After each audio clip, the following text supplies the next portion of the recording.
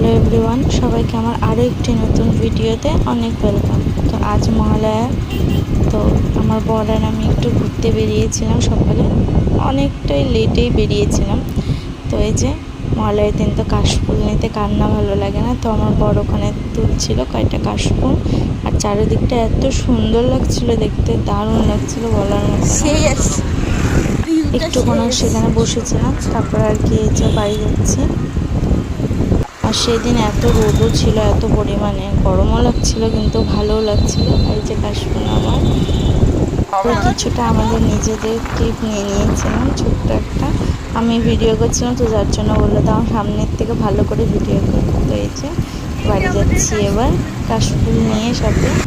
তো এই যে চলে এসেছি বাড়ির অনেকটা কাছে।